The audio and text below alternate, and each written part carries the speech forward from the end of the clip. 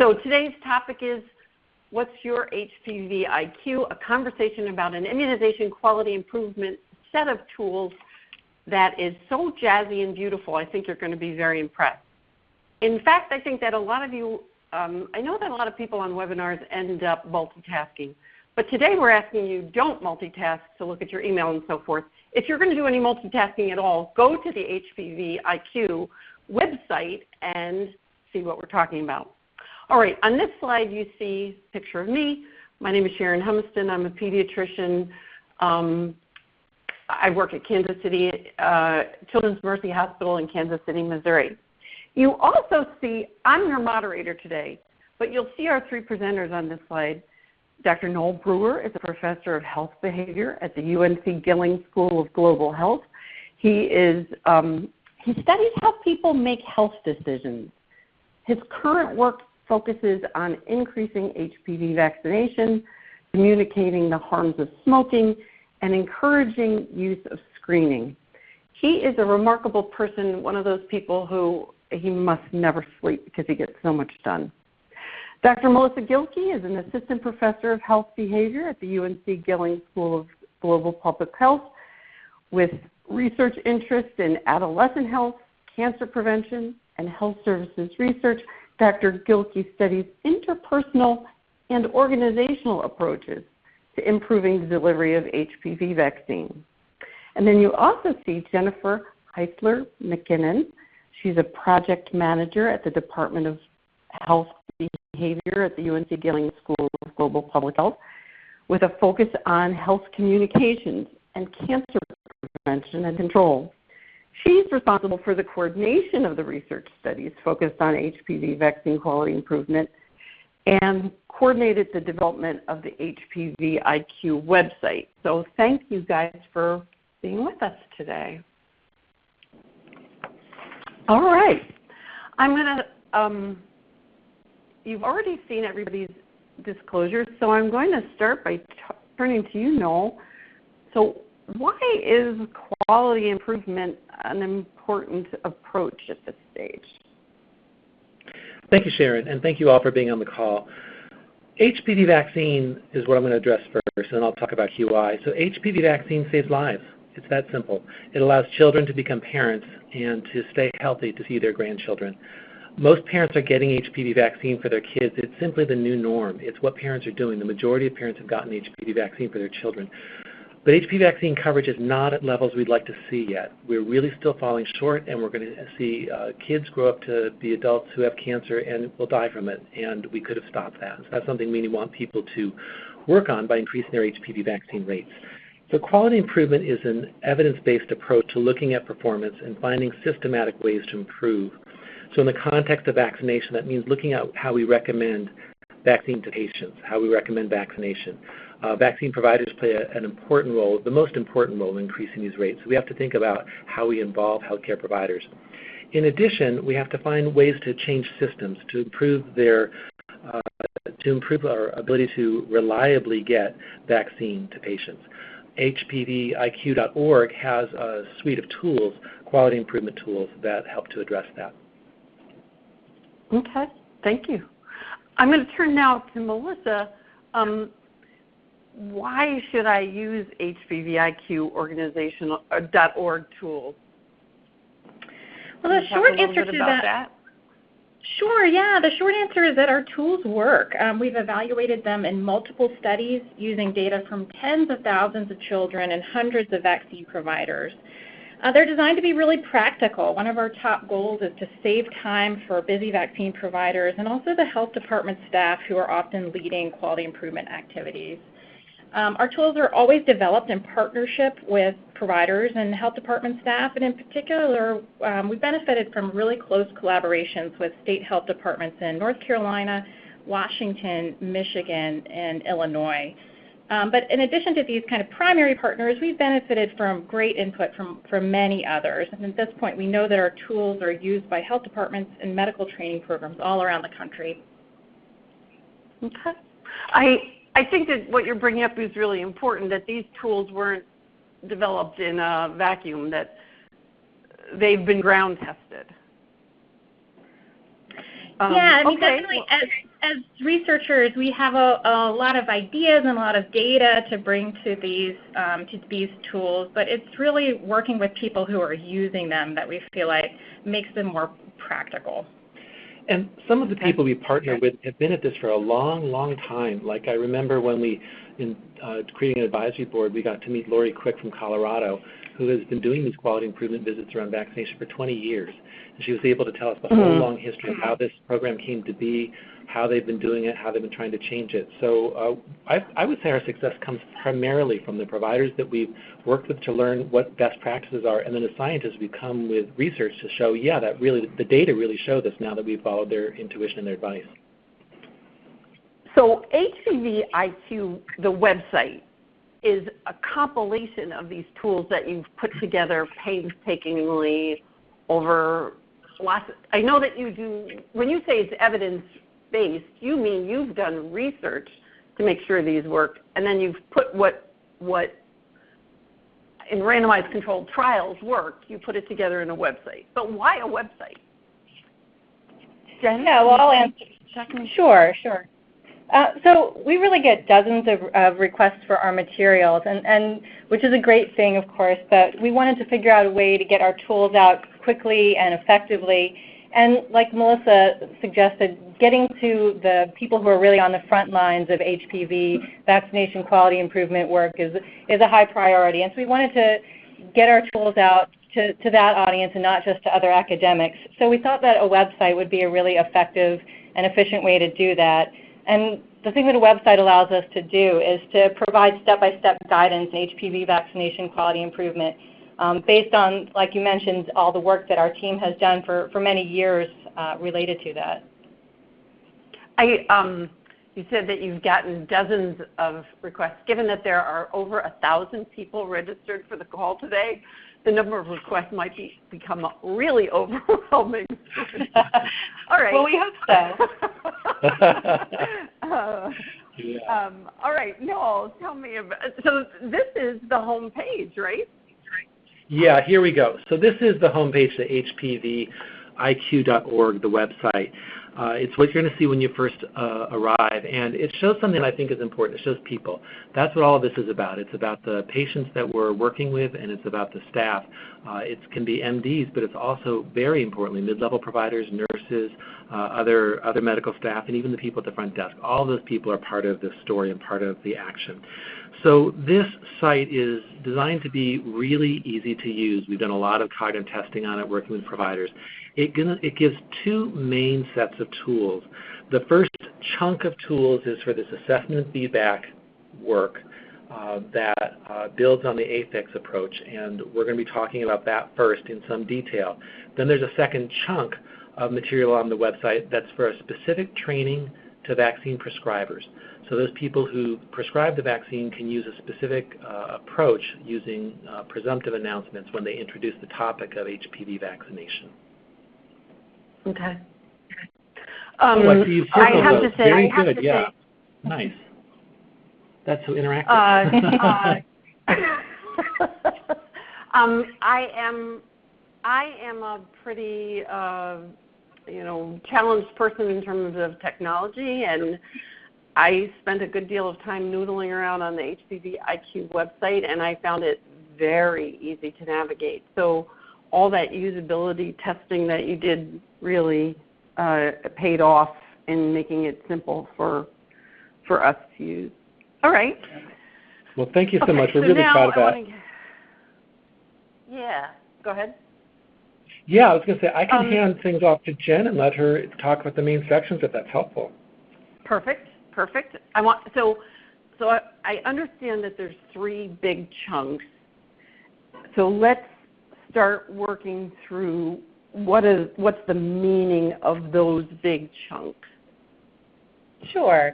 Okay. So as you saw on the slide where you were circling on the top main menu, there were three main sections to the website, but you can also see it, what you see on your screen now, that we have three main sections, and as Noel mentioned, they're the assessment and feedback tools and the communication training tools. So those are two sets of tools.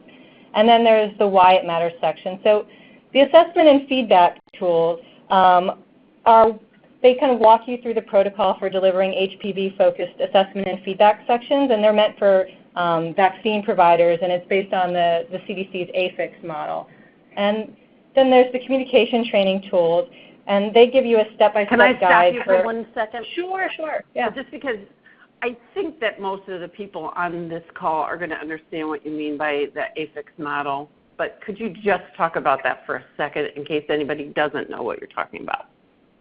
Sure. So, Melissa, I think that you're going to talk about that later, but maybe you want to kind of go into a little more about what the AFIX model is. Sure, yeah. So AFIX is a national immunization quality improvement program that's coordinated by the CDC, and it's delivered by state and local health departments across the U.S. And just very briefly, it involves state health department staff, it could be state or local health departments, going to visit primary care providers, typically in their clinics, to give them data about how they're doing vaccinating their patients.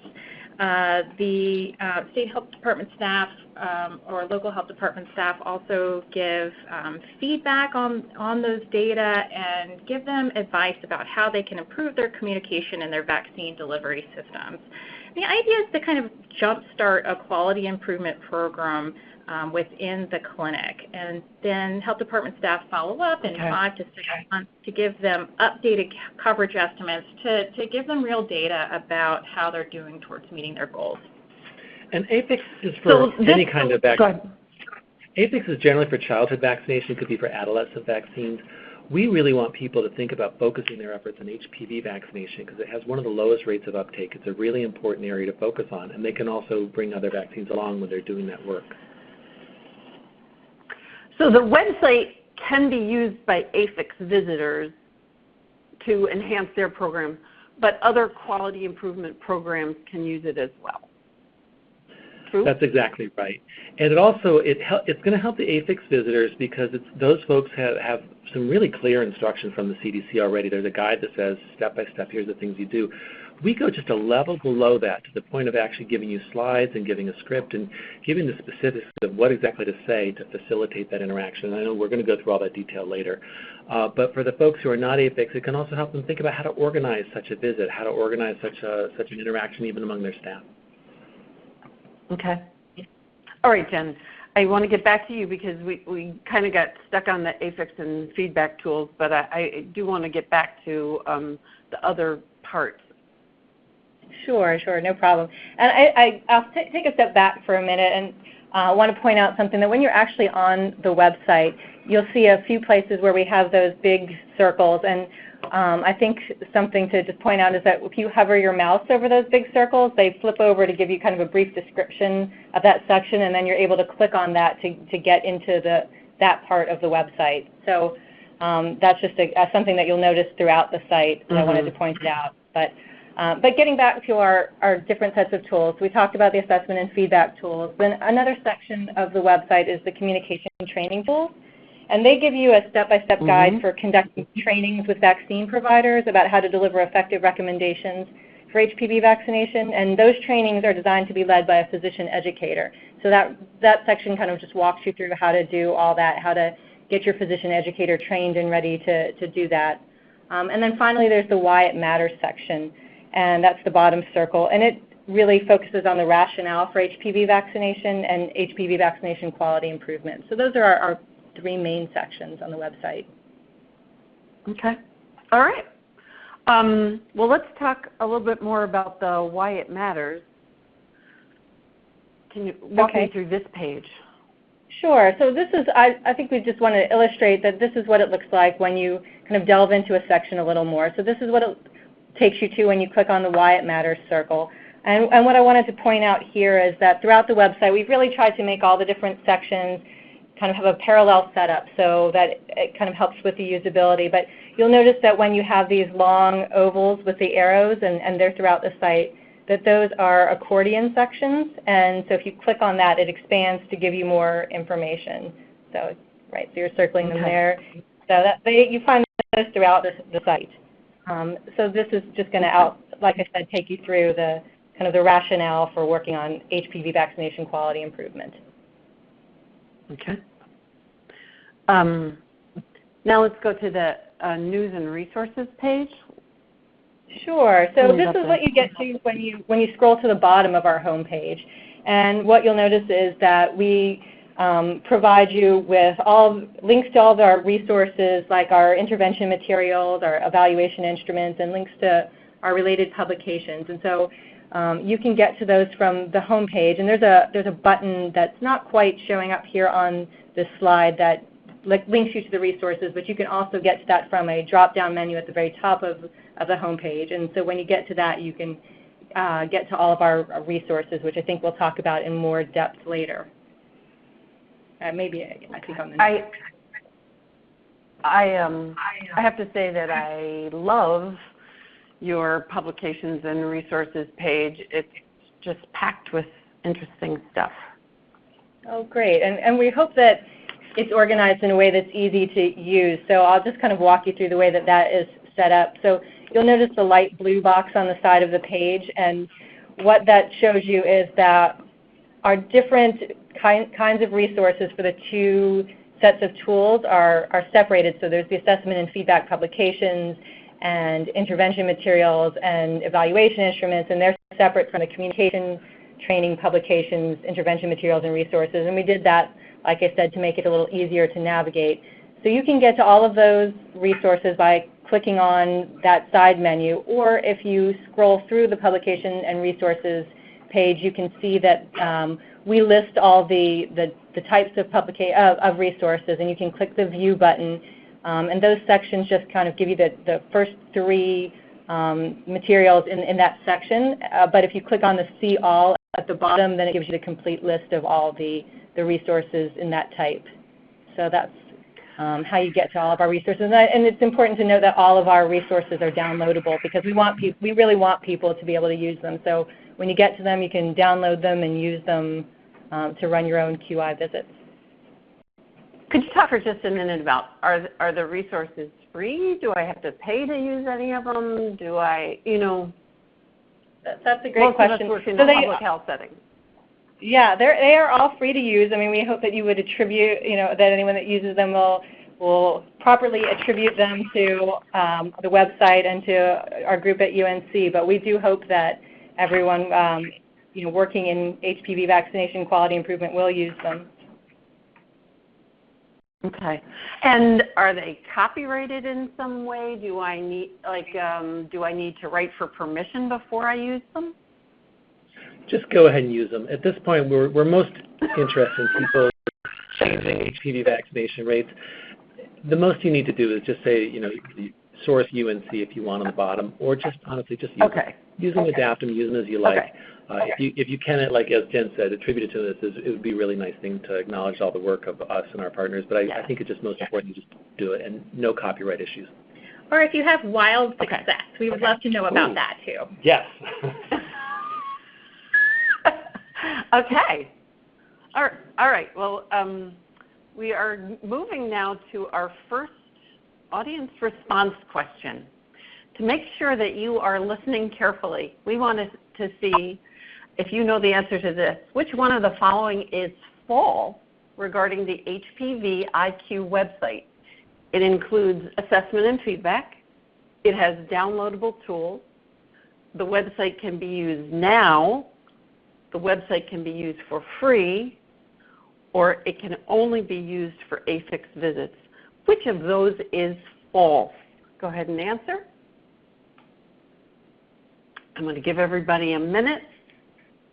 Give our speakers a second to take a drink. And I hope that I can move to the results. But I am in the endless spinning wheel of despair.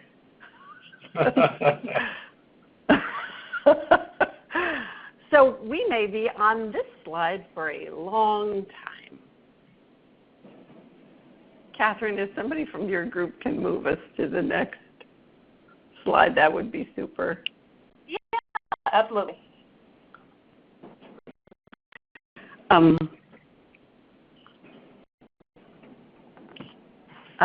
Well, while we're waiting for the next slide, I said that there weren't going to be a lot of slides in this presentation, and This might be the only slide left in this presentation. All right. Okay, so, Melissa. Sharon, just so you know, we can see the results on our end, and all of the participants did spectacularly.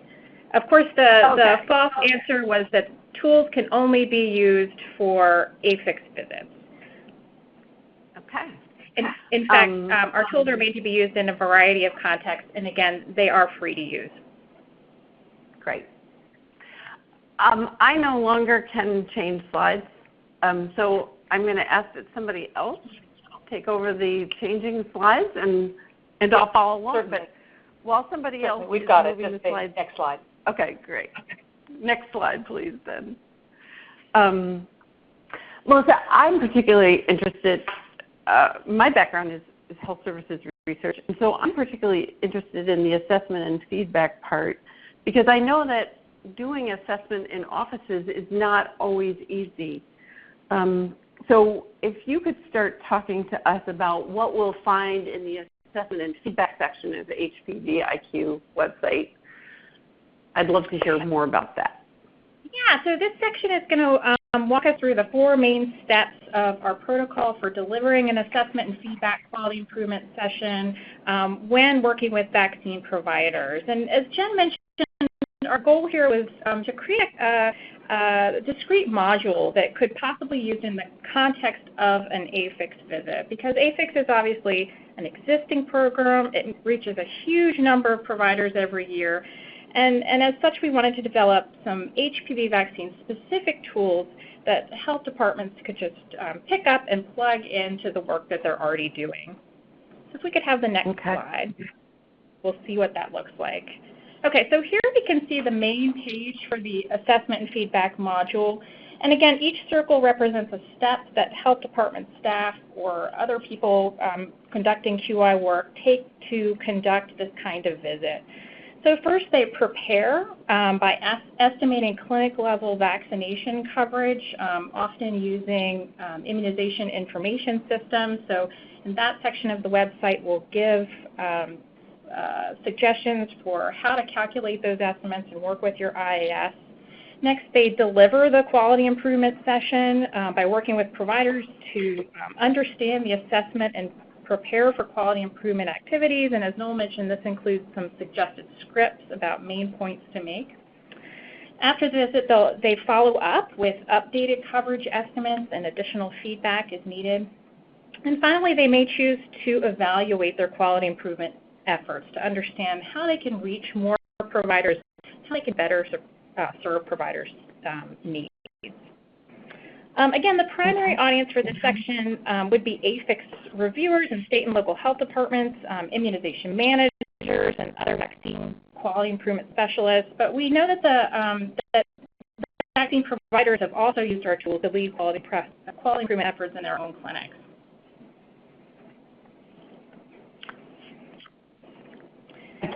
I can't see the slide, so if you want to move to the next slide, I hope you'll say so. Absolutely. So here you can see what it looks like when you click on that first step, the prepare step. So here there are accordion sections for each of the key components of that step. For example, if you click on one, you can get the details about how to offer CME credits for your assessment and feedback session, how to schedule the sessions, and how to complete immunization report cards, which is one of our key intervention materials. We'll look at that more closely in a moment. And you can also find out more about how to offer your feedback sessions via webinar. There's also a menu of options on the right side of the screen in that light blue box that can take you to other steps in the assessment and feedback process. And if we could see the next slide. Another thing to notice here is that we give suggestions for the amount of time to spend on each part of the visit. And then, again, that gets to our goal of making these activities as efficient as possible. You'll also notice that we have hyperlinks to the materials that are relevant to each part of the protocol. So all of those resources can be reached directly through the resources page. We can go to the next slide. So I think this is where Sharon had wanted to ask what some of the key tools are that are in the assessment and feedback section. So Sharon, we've sent you a copy of the slides, and we're on slide 16. That'll help you get there. Okay. Sorry about this, all of this. Okay. And then, but this was her question about sort of what the key tools are that are in this section. Yeah, and there are two that we want to show here. So the report card, which is on the left side of your screen, and the action plan. And the report card is really what we consider to be the kind of cornerstone of our protocol. So it's the key tool for giving providers feedback on their current immunization coverage and helping them set specific measurable goals for improvement. So the report card is a fillable form, a PDF that you can download from the website and complete to support quality improvement efforts with providers. Now, I'm looking at your report card, and one of the things I noticed is that it just focuses on HPV. Talk to me for a minute about, do you recommend when you're doing this when you're doing an assessment and feedback, should they focus just on HPV or lump it with the other adolescent immunizations? Why does the report card just focus on HPV? Well, as Noel mentioned, that's our particular focus because, it's really where we need to make the quality improvement efforts. It's where coverage is the lowest. And you'll also see that the report card includes places to give coverage estimates for HPV vaccination, but also meningococcal and Tdap vaccines. And this is somewhat of a departure from a traditional approach in which we've benchmarked coverage estimates against state or national averages because we feel like this comparison really sets us up to have a more positive and productive conversation about HPV vaccination coverage. So often providers can see that they're doing really well with other adolescent vaccines. It is possible, and that gives us a starting point in kind of an assets-based way to talk about. So you're really good at delivering vaccines. How can we use the tools that you have to improve coverage for HPV vaccine? That seems really important, that the tone is positive, and it's not, oh my gosh, what's wrong with you people? but that because it's based in, most of what you're doing is so great, we're going to just narrow down to this one thing that you need, that's more of a challenge. Yeah, exactly, and that's kind of where the second part of the report card comes in. And here we're asking providers to set a 6-month goal for improving their HPV vaccination coverage. Instead of just saying, well, we'll try to do better, it's really, here's a specific number of patients that you would need to reach to show an appreciable improvement in your coverage. And sometimes providers respond by saying, that looks pretty manageable. That's actually not that many patients. We can do that. But the key thing is to have a specific goal that can be measured. Mm-hmm. Well, that seems, whether you're trying to lose weight or doing any quality improvement, knowing what your goal is seems really important. And we also have a place on the report card to show progress towards the goal at 3 months and at 6 months. And then the bottom part of the... And why did you pick 3 months and 6 months? Again, part of that was to correspond to the timeline of a typical AFIX visit, which is usually a 5 or 6 month long project. So it's the 6 month is meant to be to correspond to the what's traditionally the end date of the AFIX visit, and then the 3 month follow up is to give providers a sense for how they're doing in the interim, so that they can really change course if it turns out that what they're trying isn't working for them. I think a general principle here is, and it sort of touches a bit on what you were just saying, Sharon, is that we're trying to help people be specific and concrete. That we all have this idea we need to raise the HPV vaccination rates, and that's true. But what are the next steps? Specifically, what are the next steps? And this approach guides you through those specific next steps. And then at the bottom of the report card, we have just, a mini educational component about how to deliver guideline consistent recommendations for HPV vaccination, and specifically using the announcement approach. And that's something that Noel will talk about more in the context of the communication training module. So I like that you included that. I like that you included that in the report card just as a reminder, that to tie it back in with how are you going to do this? The recommendation part is so important. Right, and our hope is that whoever it is that's receiving the quality improvement visit can also take the report card to other people in the clinic who might not be able to attend in person, and use that as a kind of discussion guide for talking about what they heard from health department staff and kind of what the actionable piece of all this is. Okay.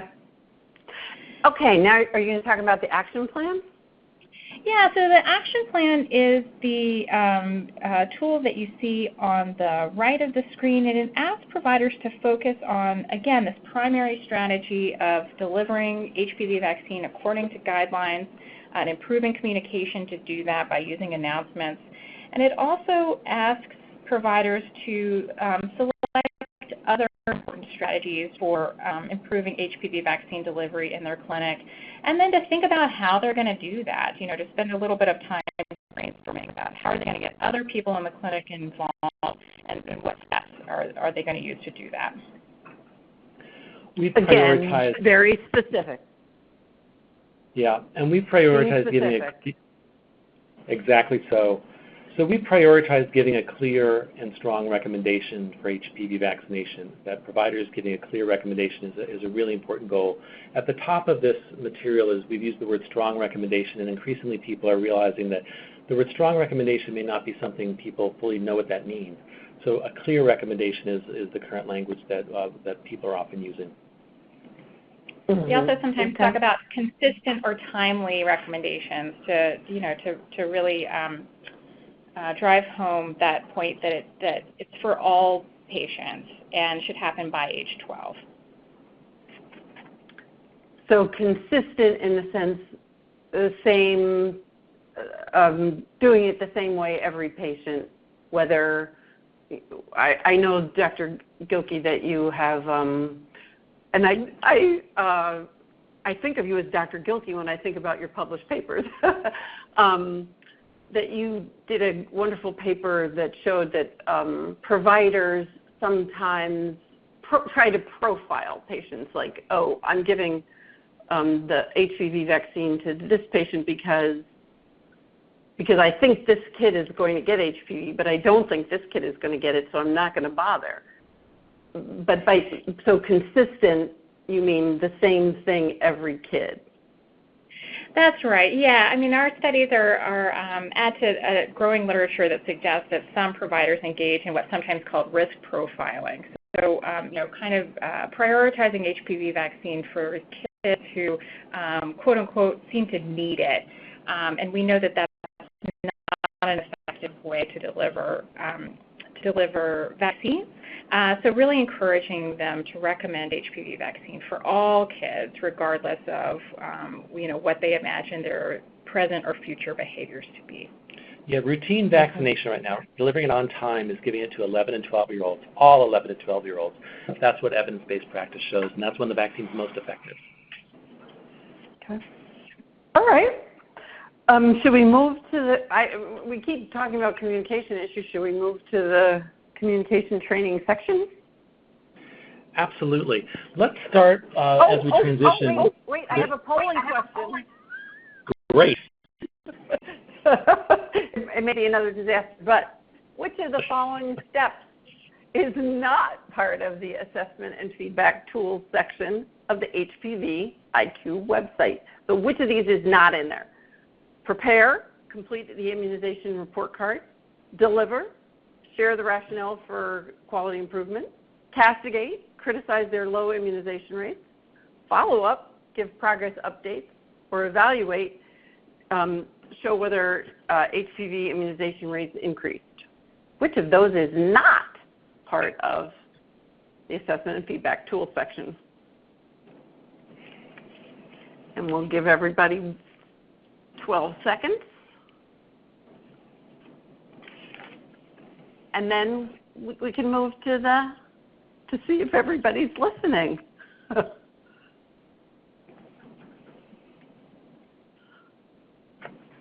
And Catherine, if one of you can hit the button to move to the next slide. And that's what we find is that people, again, are listening and definitely are tuned in here. So the castigate is the one that we do not have as part of our rule. We try to avoid browbeating our people nicely participating. Yeah, okay. We can work that into a revision, right? All right, so we're on the next slide. All right, so what is in the section for the communication training? I know this is a really important section. Yeah, so the communication training tools, this section will walk a physician educator through the steps for delivering a 1-hour training about how to make clear and strong HPV vaccine recommendations using announcements. So the physician educator would deliver this to an entire medical team. The physicians need to be in the room, but also it's important to have mid-level providers as well as nurses and other medical staff. So this section is going to outline the protocol for the training and give physician educators the tools to successfully implement the training in primary care clinics as well as other settings. Next slide, please. So this is the communication training tools main page, and it's set up parallel to the one that we just saw for assessment and feedback. So remember we had 3 broad sections of the website. One was assessment and feedback. We're going to the communication training tools piece, but this is fairly parallel. So here we have the prepare, deliver, and then evaluate sections. So it walks you through all those different steps, and each circle will flip over to describe the section. So when you mouse over the prepare circle, it'll tell you a bit more about the details of what's in there. And of course, later on in just a bit, I'm going to tell you about what these tools are. The tools that are available include a slide set, a PowerPoint slide set, a script, and then a note card that participants can use during the exercise. So so usually it's going to be, in terms of preparing and delivering, it's going to be an AFIX visitor will find a local pediatrician or a local physician to do the talk, and they don't have to prepare their own slides. They can use these slides and use this script. Exactly. They can use the whole thing. We spent a lot of time developing the script. We're in the middle of updating it a little bit to reflect the latest evidence and some new information. But they can use it pretty much as is. That's what our hope is. Yes, we do recommend using a physician educator.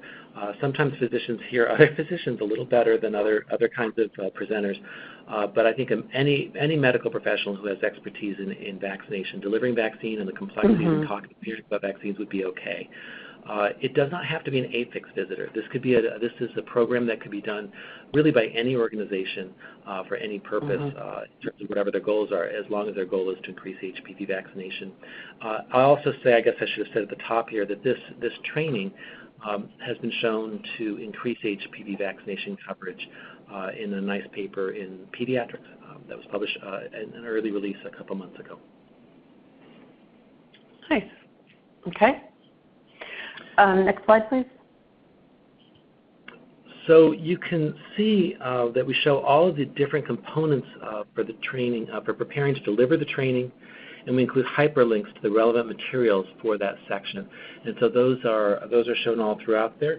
And there's a link to a training video so that a physician educator can hear an example of how our team delivered the training to primary care clinics in our study.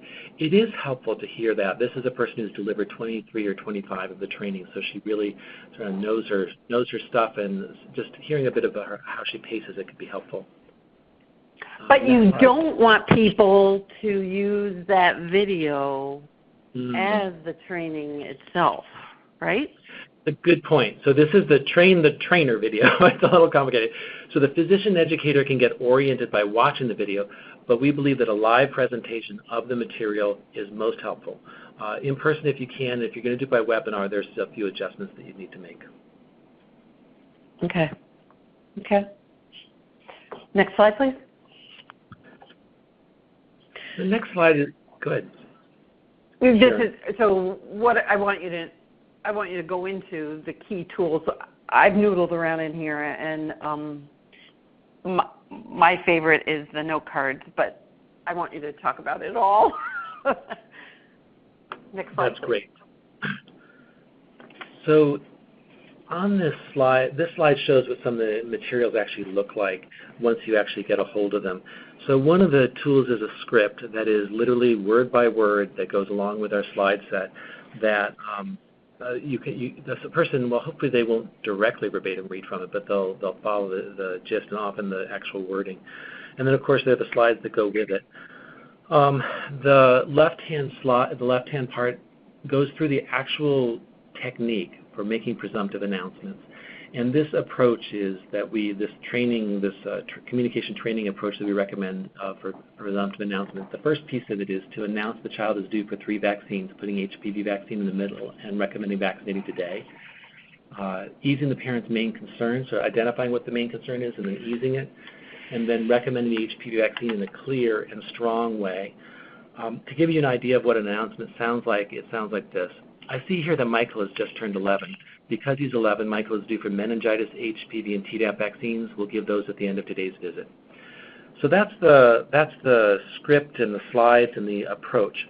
On the right-hand side of the screen are the note cards that are used in an exercise where the provider, after having heard the didactic presentation of here's how you do it, watched a person practice it up at the front of the room, they will then, on their own, draft identify 3 clinical situations in which they already use these presumptive announcements. Then below that, they'll write out what they would like their announcement to sound like for HPV vaccination. Once they've done that, they'll actually practice it with a colleague. So they'll take the role of a parent, and the colleague will take the role of a provider, and then they will they'll have to give it a presumptive announcement, and then I beg your pardon, and then they will switch roles, and the other person will take the other role, and then they'll walk through it. So they'll have a chance to see what it's like to be a resistant parent, and then also to answer a parent who's having questions and perhaps being resistant. So those what are the kind main of settings do you, like that role play, what kind of settings do you have them do that right after the slides are presented, or how do you do that role play thing? Good point. It's part of the hour. It's built into the time, and so it's part of the CME activity. If you can get CMEs for this, I think it's a great idea. You can also do it without the CMEs, but it's built into actually really a 55-minute presentation with a little bit of extra time built in. So the whole presentation starts with going over what the current evidence is and why HPV vaccination is important, why the provider recommendation is so powerful, the fact that parents really do want this and they have questions that providers can answer. Then we build the skills by telling them how to do it, we show them, and then we have them do it. And then we wrap up by having them talk about, amongst themselves really, about how can their team all come to the same page in implementing a new communication approach that's based on presumptive announcements for vaccines.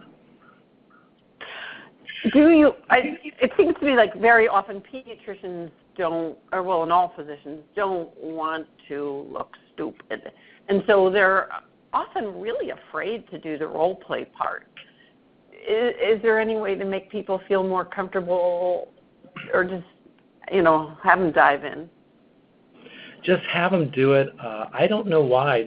We never received any resistance on this. I think at that point people realized that this was practical. It was a time-saving approach. This cuts the time to recommend HPV vaccination almost in half, and it's more effective.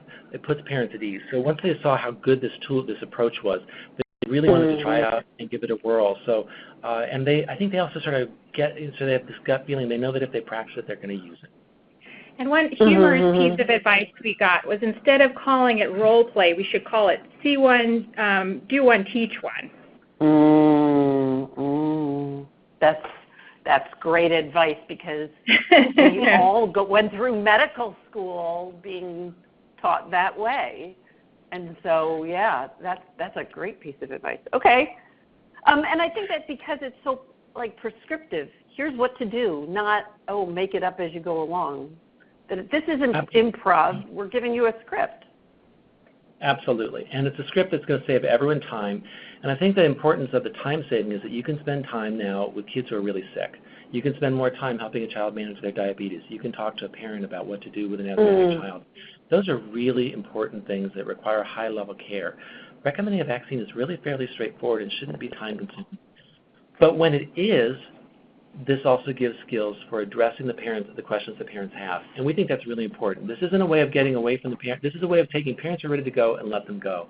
But if parents have questions, it creates an opening. There's a pause there where parents can raise the concerns they have, and then the provider can address them, which I think is really important to do when there are concerns. But there's no point ginning up concerns the parents don't have.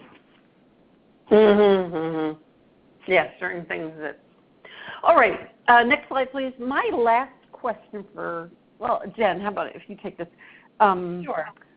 I saw as I went through that there were evaluation tools in more than one section. You know, out of the three big major sections, there's evaluation tools in more than one. Can you talk a little bit about why is evaluation so important? Do I really need to have that as part of the project?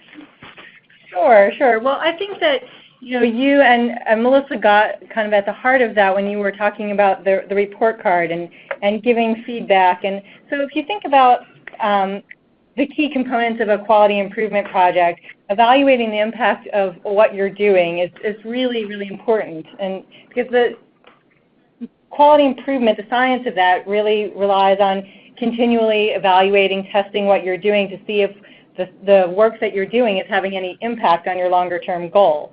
So if you don't know if you don't evaluate what you're doing and figuring out if it's making a change, then you don't know whether you're moving closer to your goal. And so when you do that, then you can make the necessary changes to get closer to that endpoint that you're looking for. And so, that's sure. So really our tools provide, go ahead, sorry. No, I was going to say, so we have the screenshot from the assessment and feedback evaluation section. There's a lot of choices here. Do you want to talk about?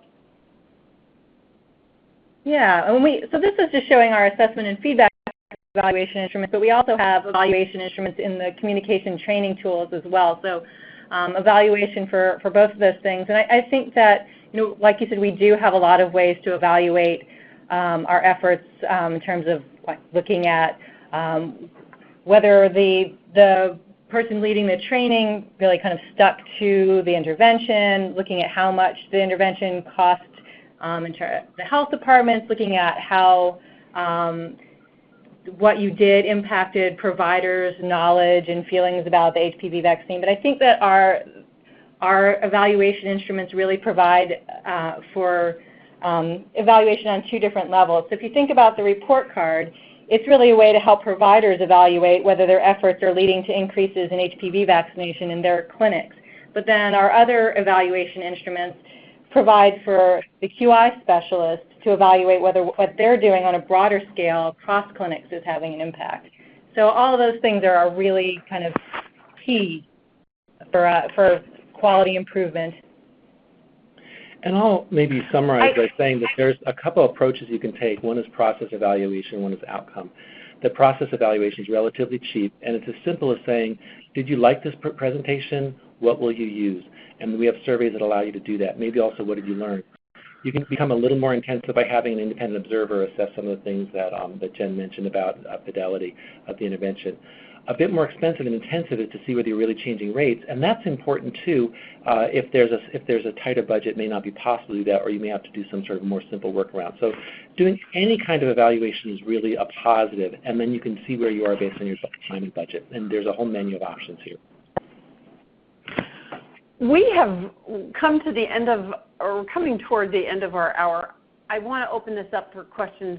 I want to mention just that I feel like my main takeaway from this is that this website has such an amazing array of tools that it's worth spending the time looking at the specific tools. do you guys want to say your final thoughts about what we've been talking about? Melissa? Yeah, so just along the lines of tools that, again, we will be updating those tools, adding publications and other resources so that we hope that from everybody will continue to check in about the latest things that are available. Okay. Yeah, we just really hope that. Yeah, we just really hope that the website is valuable for people working in HPV vaccine quality improvement and obviously working towards the ultimate goal of increasing those vaccination rates. So we're proud of the site and hope that it has an impact. And I'll close by saying, Sharon, thank you. I just wanted to say that Den's email address and Melissa's email address are in the contact us section. So if you do have feedback that it's doable. So Great. Last words? Yeah, so Sharon, thank you for all the work you've been doing around HPV vaccine quality improvement, helping to raise rates, especially through your leadership work at the American Academy of Pediatrics. Thank you for that. Also, the folks on the call, you are our vaccine infrastructure for the country. We're succeeding as far as we are because of the folks like you. So please keep doing what you're doing and considering doing, if you can, a little something extra. We provided materials for that. We certainly welcome feedback and questions about the website, so do feel free to get in touch. Send something our way, and you've heard about the emails. I'm easily found, ntb@unc.edu. All right. Catherine, we have a few minutes for questions. I'd love to open it up now for questions that are coming in. Super. Thank you so much to our speakers and to you, Sharon. Terrific work. We have a lot of questions coming in. We won't be able to get to them all, but we'll review those and answer those online afterwards. And many compliments on the website and slides, so I'll be passing those on to our speakers as well. One of the questions right off the bat was about that it seemed like maybe this tool would be more likely used by a large physician practice or health system versus a small practice. Can we let me get some thoughts about how we could use some of those tools maybe in a smaller practice? Do you have some thoughts on that? I can jump in on that because one of the things that's happening across the country is that small practices are banding together to do learning collaboratives for quality improvement work. So for example, the Academic Pediatric Association has, through the National Improvement Partnership Network, is doing work where small offices can band together, use these kind of tools, talk to each other about what's working, what isn't. That's one way. Similarly, the AAP, through their chapters, are having community practices band together to do quality improvement work. So that's another way. Anybody else want to add to that? I think that's a really nice suggestion. I think finding out their rates is certainly something they can do, and they can talk to the state health department, find out what their vaccination rates are. They will be surprised. They're not doing as well as we all have a little bit of a rosy view of ourselves, and that's especially true on these vaccination rates. To a practice, everyone we've shared the rates with has been surprised. The second is learn what a presumptive announcement is. The materials are there, and you can learn it, and you can commit to using it with 5 patients in the next 2 weeks. Great. Another participant sends their congratulations on your work and wonders if you're considering translating this tool to Spanish. Well, we hadn't considered it yet, but I think that's a great idea. I had originally considered doing some of our instruments, not the whole website, but some of our tools in Spanish, and that's certainly something that we might consider in the future as we're updating the site, but there's no current plans on that. Yeah, we have a colleague, William Kahlo, who has worked extensively with Spanish-speaking populations, and he has expressed an interest. So that's something it's on our wish list, but not on our immediate plan. So we would love to chat with anyone who's interested in that. Exactly. And close to the last question, if not the last question here, is a question about how are the provider goals for HPV vaccination rates determined? That's a really great question. For our prior project, we set a pre-specified goal of just a percentage of patients in practice. At the time, because this was a while ago, we set a goal of 10%. I think if going forward, we'll probably use 15 or even 20% during the summer months when there are peaks in adolescent vaccination. But another option would be to talk to providers and have them set their own goal. Again, what you really want to know is kind of what's the norm, and then try to encourage them to set a goal that's ambitious but doable. Perfect. Well, we've come to the end, Sharon, so I'll hand it back to you to wrap it up.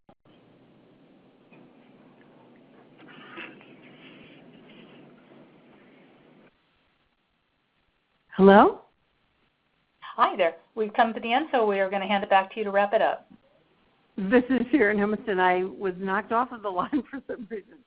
I just want to thank Noel and Melissa and Jen. Thank you so much, not only for doing this interesting webinar, but for the amazing amount of work that it's obvious it took to put together all these tools and to put them into a beautiful and easily navigatable website. Thank you. And thank you to everybody listening today. Have a great day.